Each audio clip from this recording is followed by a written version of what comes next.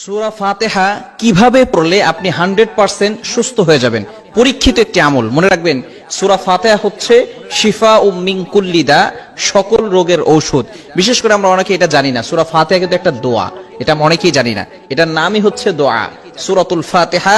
এটা হচ্ছে দোয়া, এটা উম্মুল কোরআন বলা হয়। মনে রাখবেন, কোরআনের ভিতরে কিন্তু শিফা রয়েছে। আল্লাহ তাআলা পবিত্র কোরআনুল কারীমের ভিতরে নিজেই বলে দিয়েছেন। 15 নম্বর পারা 9 নম্বর পৃষ্ঠার 2 নম্বর লাইন, সূরা বনী ইসরাঈলের 82 নম্বর আয়াতে আল্লাহ তাআলা বলছেন, ওয়া নুনাজ্জিলু মিনাল কুরআন মা হুয়া শিফাউন ওয়া রাহমাতুল লিল মুমিনিন। আমি আল্লাহ তাআলা মুমিনদের জন্য এই কোরআনটাকে রহমত স্বরূপ, শিফা স্বরূপ নাজিল করে দিয়েছি। বলেন সুবহানাল্লাহ। কেন ইমাজিদের আপনি কল্পনা করতে পারছেন, এই কোরআন কিন্তু আপনার জন্য শিফা। দুরারোগ্য ব্যাধি ডক্টররা বলে দিয়েছে যে আপনি আর কিছুদিন পরে দুনিয়া থেকে বিদায় নেবেন, তারাও এই আমলটি করে কিন্তু ফায়দা পেয়েছে। সুতরাং আপনি যদি আমলটি করতে পারেন, অবশ্যই আল্লাহর পক্ষ থেকে সাহায্য আসবে।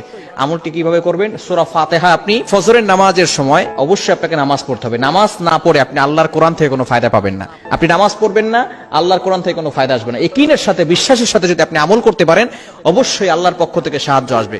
বিশেষ করে আপনি ফজরের নামাজের সময় 2 রাকাত সুন্নত, 2 রাকাত ফরজ, সুন্নতের পরে এবং ফরজের আগে মধ্যবর্তী সময়, এই সময়ে আপনি প্রথমে 11 বার দুরূদ শরীফ পড়বেন। দুরূদ শরীফ বিশেষ করে সর্বশ্রেষ্ঠ দুরূদ হচ্ছে দুরূদ ইব্রাহিম। এছাড়াও আপনি আল্লাহুম্মা সাল্লি আলা সাইয়্যিদিনা মুহাম্মদ এতটুকু পড়তে পারেন, অথবা সাল্লাল্লাহু আলাইহি সাল্লাম এটাও পড়তে পারেন।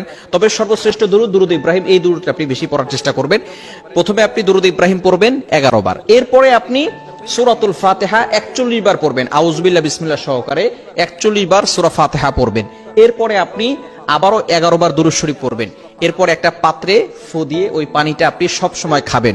ইনশাআল্লাহ আল্লাহ পাক রব্বুল আলামিন আপনাকে সুস্থতার নিয়ামত দান করবেন। আপনি কল্পনাও করতে পারবেন না, যত ধরনের অসুস্থতা থাকুক না কেন, যদি আপনি আমলটা করতে পারেন এবং এই পানি আপনি খেতে পারেন, আল্লাহ পাক রব্বুল আলামিন আপনাকে সুস্থতার নিয়ামত দান করবেন। মনে রাখবেন, কোরআনের ভিতরে শিফা রয়েছে এবং সূরাতুল ফাতিহা হচ্ছে শিফা মিন কুল্লি দা, মৃত্যু ছাড়া কিন্তু সকল রোগের ওষুধ আল্লাহ পাক রব্বুল আলামিন সূরাতুল ফাতিহার ভিতরে দিয়েছেন।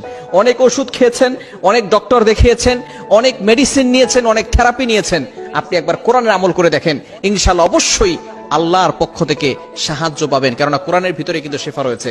কোরআনের একটা মুজিজা হচ্ছে, অন্যতম মুজিজা, কোরআনের পাওয়ার আপনি দেখতে পারবেন যে আল্লাহ তাআলা কোরআনের মাধ্যমে আপনাকে সুস্থতার নিয়ামত দান করবেন। বিশেষ করে সূরাতুল ফাতিহা আমরা নামাজের ভিতরে পড়ি, অনেকে আমরা এর অর্থ জানি না। অর্থ জানলে কিন্তু নামাজের ভিতরে মনোযোগ বাড়বে। আল্লাহ পাক রব্বুল আলামিন কেমন যেন, যখন কোনো বান্দা নামাজে দাঁড়ায়, তখন নামাজে দাঁড়ানোর সাথে সাথে ওই বান্দার সাথে আল্লাহ তাআলা কেমন যেন কথা বলতে থাকেন।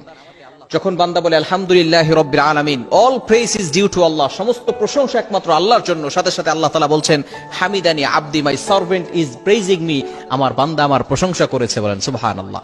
আল্লাহ তাআলা বান্দার প্রতি কথার উত্তর দিয়ে থাকেন। এজন্য অবশ্যই আপনাকে চেষ্টা করতে হবে এই সূরাতুল ফাতিহার আমল করা।